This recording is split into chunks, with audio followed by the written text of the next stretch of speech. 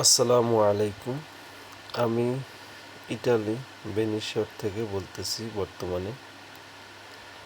আমার অনেক স্বপ্ন ছিল আমি ইটালি আসার পরে ইটালি ভেনিসে আসব, কিন্তু ইটালিতে আজকে আমার 14 বছর হয়ে গেছে, আসতে পারিনি।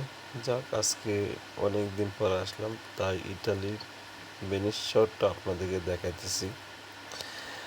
তো আশা করি সবাই আমার সাথে থাকবেন, আর ইটালি ভেনিস শহরটা কার কাছে কেমন লাগে সবাই জানাবেন। আর আপনারা অন্য কোন জায়গা দেখতে চান আমাকে জানাবেন, আমি